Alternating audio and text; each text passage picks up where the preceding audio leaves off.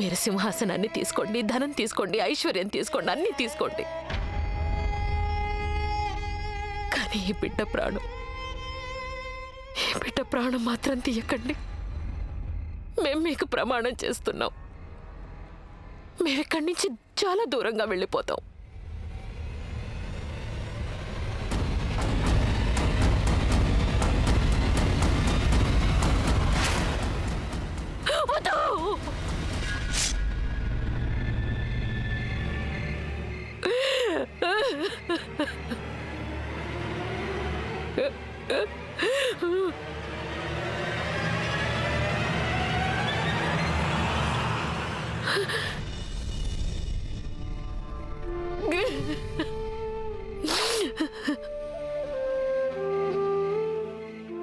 చంద్రవదన, ఈరోజు మీరు నిరూపించారు, మీలో ప్రవహించేది రాజవంశపు రక్తమే. మీ ఉపకారాన్ని మేము జీవితాంతం మర్చిపోము. వెళ్ళిపోండి ప్రియంవద, ఇక్కడి నుంచి దూరంగా వెళ్ళిపోండి. పెదరాణి అమ్మగారి సైనికులు ఇక్కడికి చేరుకోకముందే మీరెవరో ఎవరికి తెలియని ఒక కొత్త చోటుకి వెళ్ళిపోండి. మీ ఉనికిని ఈ ప్రపంచం నుండి చెరిపేయండి. శాశ్వతంగా మాయమైపోండి. వెళ్ళండి. మేము మీకు ప్రమాణం చేస్తున్నాం. ఈ రోజు నుంచి ఈ ప్రియంవద అలాగే ఈ బిడ్డ ఇద్దరూ ఈ ప్రపంచం దృష్టిలో చనిపోయారు.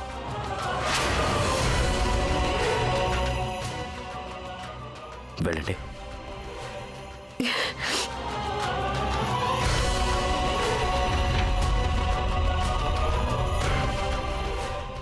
వెళ్ళండి, వెళ్ళండి, త్వరగా వెళ్ళండి.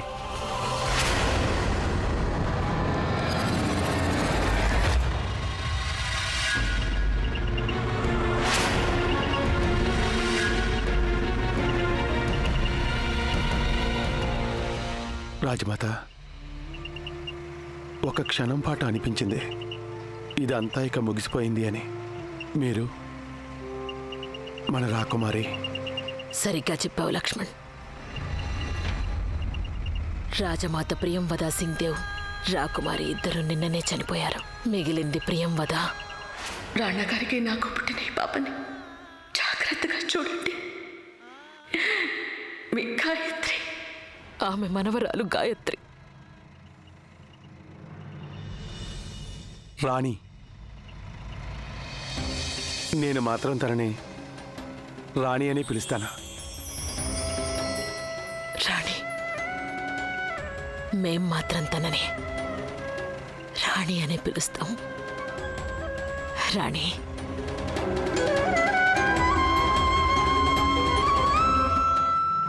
రాజారాణిల కథ సమాప్తం కాలేదు. కేవలం ఈ కథ కొత్త మలుపు తిరిగింది. ఆ అమ్మవారి ఆశీర్వాదంతో రాణాగారి గాయత్రిల ప్రేమ ప్రతిరూపం, వారింటి దీపం ఇంకా పదిలంగానే ఉంది. ఈ కథ తనే గమ్యానికి చేర్చాలి.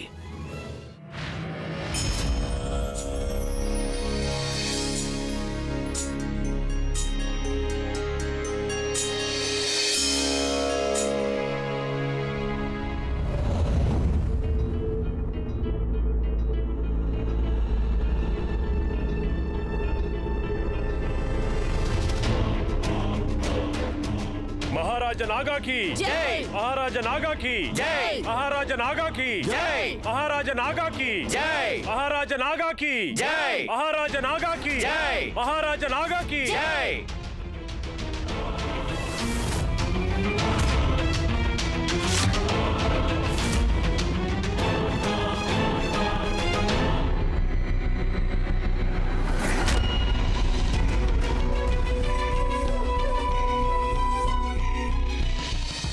महाराज नागा की जय, महाराज नागा की जय, महाराज नागा की जय, महाराज नागा की जय. అంబిక, పూజా పాత్రని రాజేశ్వరికి ఇవ్వండి. ఈరోజు పూజలో వారు మాతో కూర్చుంటారు.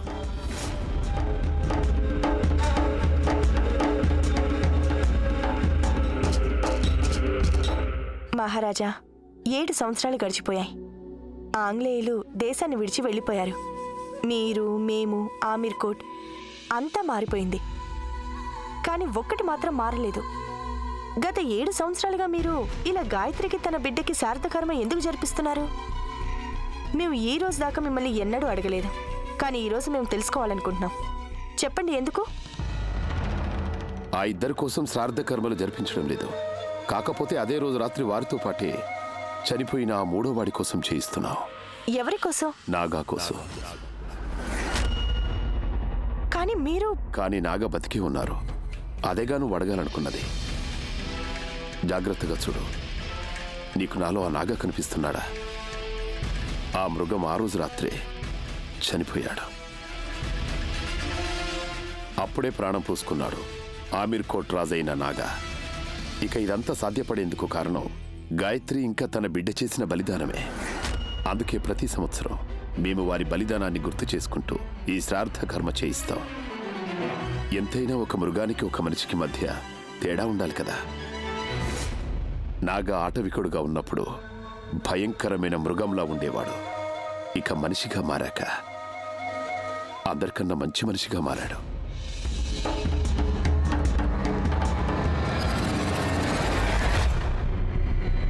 పాపం గాయత్రి. ఎవరు అనుకునే ఉండరు ఆమీర్ కోట్ రాణి ఒక రోజు ఇలా మట్టిలో కలిసిపోతుందని. తను మిగల్లేదు, తన గుర్తులు కూడా మిగల్లేదు. చచ్చిన వారిద్దరి శవాల మీద మా సంతోషాల కోట నిలబడుంది. ఇక ఈ మహల్ని ఎవ్వరూ కూల్చలేరు.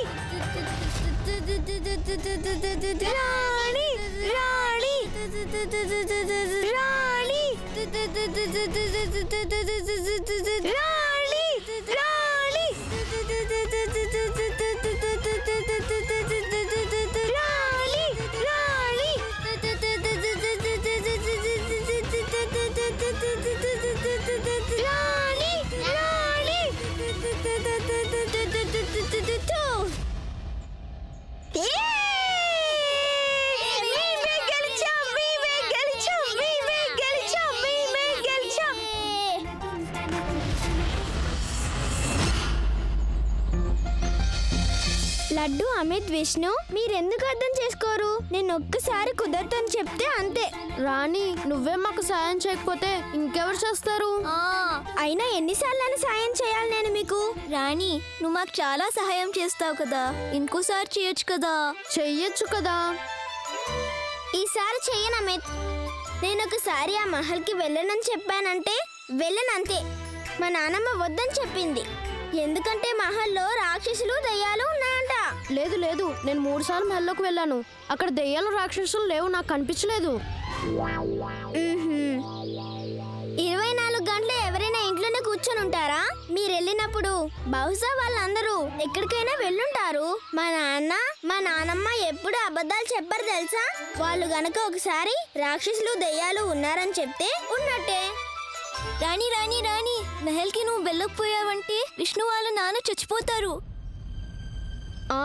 విష్ణు వాళ్ళ నాన్నకి అసలు ఒంట్లో బాలేదు. ఆయన మంచి తిండి తినాలి.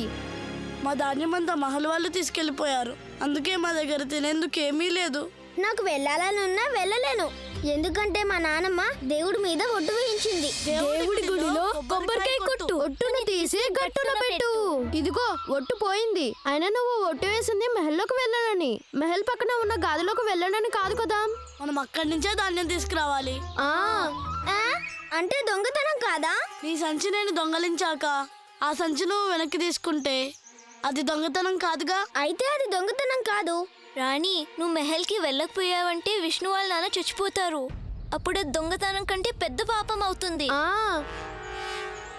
మీరు నన్ను ఎప్పుడు ఇలా ఇబ్బంది పెట్టేస్తూ ఉంటారు. నేను ఇరకాటంలో పడిపోతూ ఉంటాను.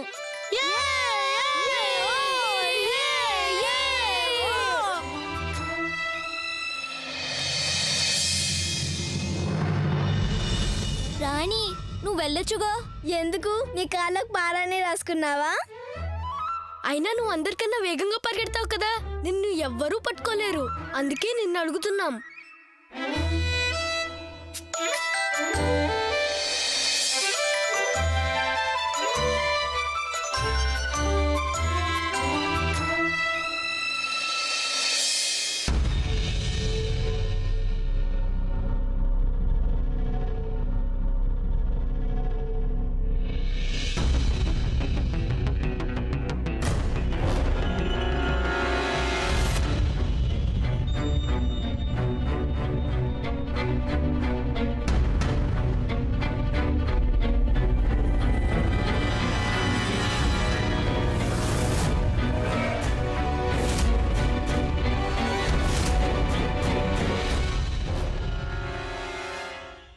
సంచుల ధాన్యమా? నానమ్మ చెప్పింది నిజమే. మహల్లో రాక్షసులు, దెయ్యాలు ఉంటాయి. అవే ఇంత తిండి తింటాయి. అందుకే ఇక్కడ ఇన్ని బస్తాల ధాన్యం పోగు చేసి ఉంచారు.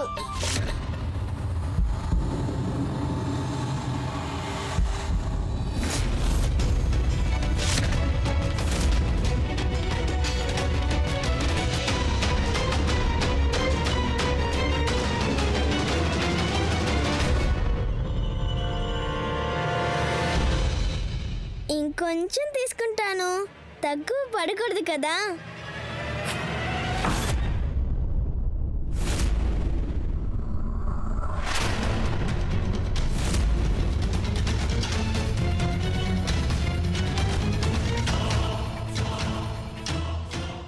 ఏ పిల్ల, ఏం చేస్తున్నావు నువ్వు?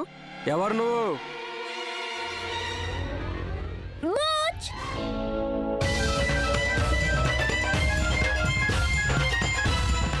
రేయ్, పట్టుకోండి.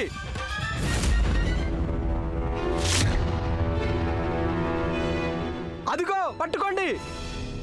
ఆంజనేయ, ఈ రాక్షసుల నుంచి నన్ను కాపాడు. నేను మీ గుడిలోంచి ఒక లడ్డు దొంగలించాను కదా, దానికి బదులు 2 లడ్డూలు పెట్టేస్తాను. ఇప్పుడు నన్ను రక్షించి చాలు. పరిగెట్టండి. అరే ఆగండి, మనం రాణిని ఇలా వదిలేసి వెళ్ళిపోకూడదు.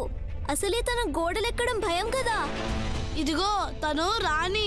ఒక దారి లేదంటే 2వ దారి చూసుకుంటుంది. తను మోటార్ కార్ కన్నా వేగంగా పరిగెడుతుంది. తనని ఎవరూ పట్టుకోలేరు తెలుసా. పదండి, మనం వెళ్దాం.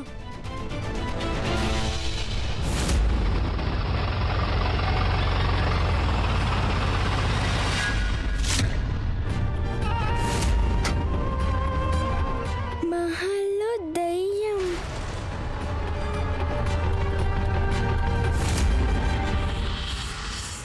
ఏం జరిగింది అర్జున్ సింగ్? పెదరాణి అమ్మ, ఎవరో పక్కూరి పిల్ల మహాలోని బండాగాల నుండి ధాన్యం దొంగిలించి పారిపోతుంది.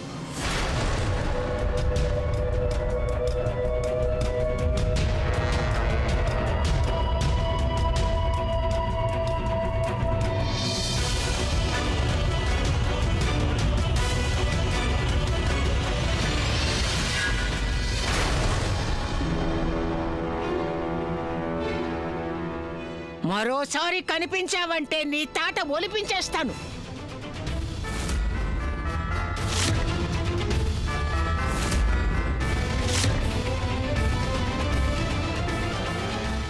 ఇదిగో తీసుకో విష్ణు, మీ నాన్న కోసం. ఇంకొకసారి ఎప్పుడు అడగొద్దు నన్ను మహల్కి వెళ్దామని. నువ్వు చాలా మంచిదానివి రాణి. రాణి, ఎలాగో తీసుకున్నావుగా, ఇంకాస్త తీసుకోవాల్సింది. ఎందుకు తీసుకోలేదు? విష్ణు వాళ్ళ నాన్నకి ఒంట్లో బాలేదు, అందుకే ఆంజనేయుడు కూడా క్షమించేశాడు. నా కోసం తెచ్చుకుంటే దొంగతనం చేసినట్టు అవుతుంది. అనవసరంగా నాకు పాపం చుట్టుకోదా?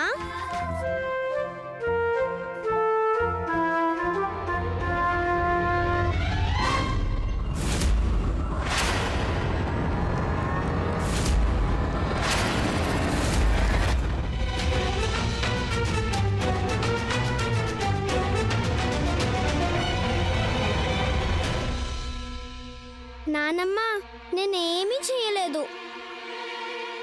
దొంగతనం అయితే అస్సలు చేయలేదు.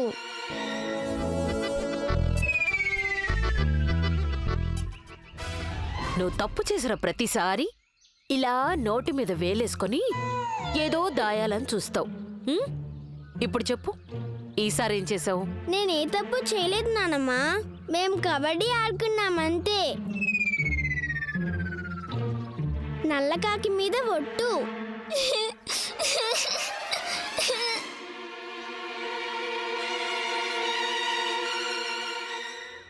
నాశనం చేశాడు. నువ్వెందుకు ఏడుస్తున్నావు? తనకి హరిలాల్ గుర్తొచ్చుంటాడు. హరిలాలా?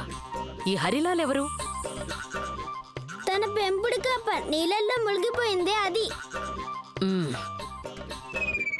అబద్ధమాడితే పాపం తగులుతుంది.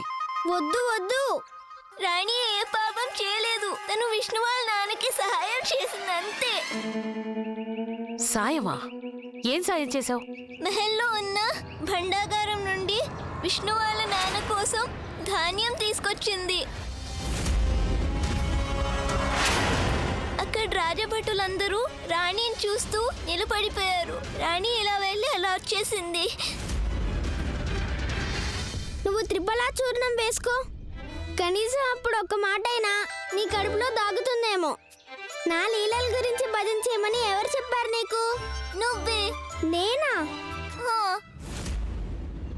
రాణి, నువ్వే కదా అంటూ ఉంటావు మంచి పని చేసినప్పుడు భయపడకూడదని. నీకు మహల్కి వెళ్ళాలనుంది కదా, పద పద, నిన్ను మహల్కి తీసుకువెడతాను, పద.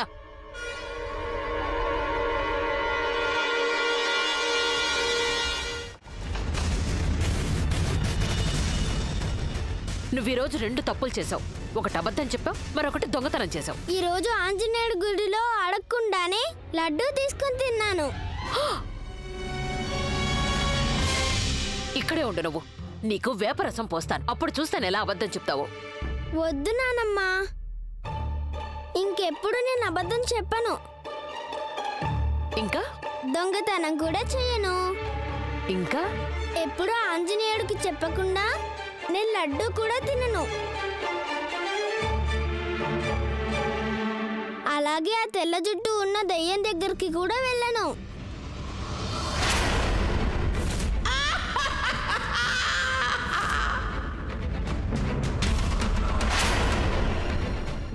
తెల్ల చుట్టున్న రాక్షస,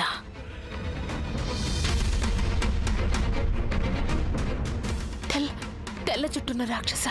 నాన్న,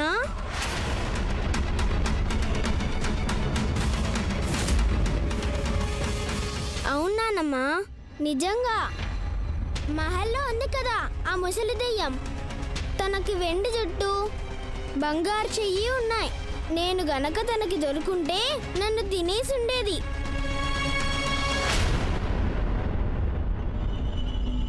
రాణి, నిన్ను ఆ దెయ్యం చూసేసిందా? నువ్వెందుకు ఇలా చేసావు రాణి? తను ఒకవేళ నిన్ను గుర్తుపట్టిందంటే. అమ్మా అమ్మా, పోనీలే, చిన్నపిల్ల కదా, వదిలే. అయితే నువ్వే తనకి నచ్చ చెప్పు. నువ్వెందుకు అర్థం చేసుకునే ప్రయత్నం చేయడం లేదు? నేను నీ మంచి కోసమే చెప్తున్నాను రాణి. ఆ మహల్లో రాక్షసులు ఉన్నారు, రాక్షసులు. వాళ్ళు మనుషుల్ని చాలా కష్టాలు పెడతారు. చెప్పు, ఇంకొకసారి వెళతావా అక్కడికి? ఇంకెప్పుడు వెళ్ళను నానమ్మా. నల్లకాకి మీద ఒట్టేస్తున్నాను.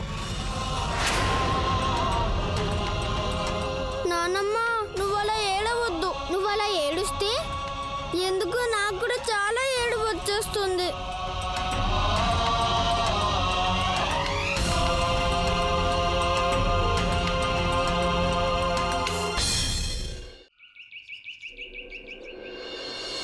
నాన్న అలా చేయకండి, నాకు చాలా భయంగా ఉంది. ప్లీజ్. ఇప్పుడు మాత్రం బతుకున్నావా నువ్వు? ఆ పులి బిడ్డవై ఉండి ఎలుకలా బతుకుతున్నావు. పేరుకు మాత్రమే రాజువు నువ్వు, పనిలో కూడా రాజువని అర్పించుకోవడం నేర్చుకో. ఏంటి మీరు చేస్తున్న పని? వదలండి, ప్లీజ్ వదలండి. ఎవరైనా తన కొడుకుతో అలా ప్రవర్తిస్తారా?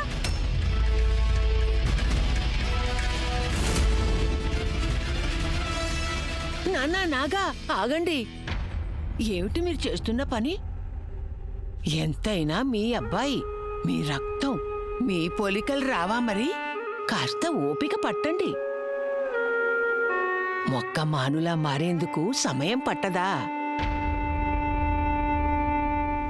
ఇలా రా నాన్న, మీరు వెళ్ళండి. ఇక రాజా బాధ్యత మాకొదిలేయండి.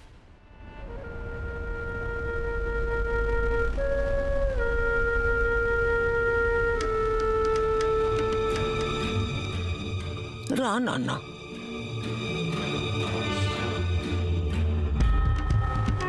పాము అదుపులోకి రాకపోతే ఈ పిల్ల పావునే బూర ఊది ఆడించాలి. అప్పుడు పెద్దయ్యాక వీడే ఆ పావుని కాటేస్తాడు. నీ తండ్రిని భయపెట్టి గెలవలేకపోయాం, కానీ నిన్ను ప్రేమతో గెలుస్తాం.